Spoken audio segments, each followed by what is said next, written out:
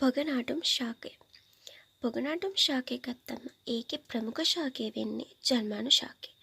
මේ ජන්මානු ශාකය ගත්තම ඒක ගුණයි බීජාණු ශාකයට වඩා විශාලයි, ස්වාධීනයි, කන්ද මූලාප සහ පත්‍ර ලෙස විභේදනය වෙලා තියෙනවා ද්විගුණයි සහ මේ ජන්මානු ශාක ගත්තම ඒවා ප්‍රධාන ආකාර දෙකක් තියෙනවා. ජායාංගී ශාක සහ පූමාංගී ශාක.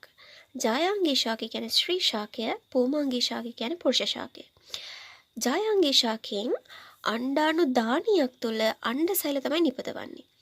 පූමාංගී ශාකවල කශිකාදර ශුක්‍රාණු නිපදවන්නේ ශුක්‍රදරය තුළ.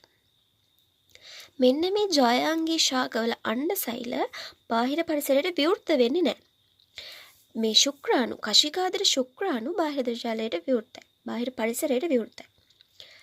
තව මෙන්න මේ ජායාංගී ශාකය තුළ නිපදවන අණ්ඩාණු දානියේ නිපදවන්නේ තනි අණ්ඩසෛලයයි.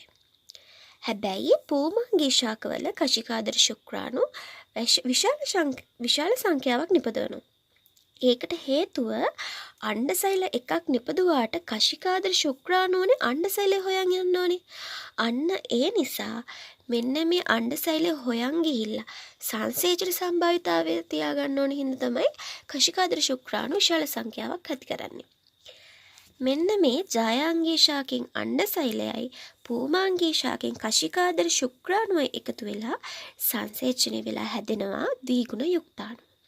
ද්විගුණ යුක්තාණුව තවත් වැඩිදුර විකසනය වෙලා ද්විගුණ කලලයත් තවදුරටත් විකසනය වීමෙන් ජන්මානු ශාකය මත බීජාණු ශාකය ඇති වෙනවා.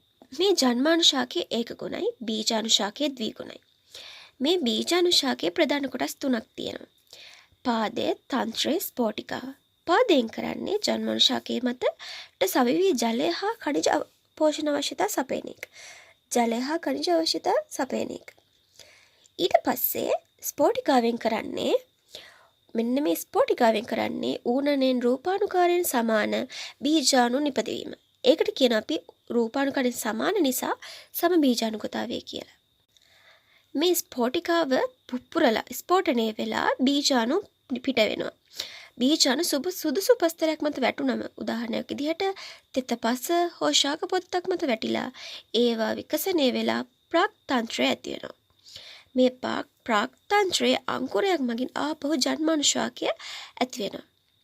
මේ බීජාණු ශාකය ගත්තම බීජාණු ශාකයක ලපටි කාලයේදී ප්‍රභා සංශ්ලේෂී සහ ස්වාධීන නැති ශාකයක්. එතකොට මේ තමයි පොගනාටුම් ශාකයේ ජීවන චක්‍රය.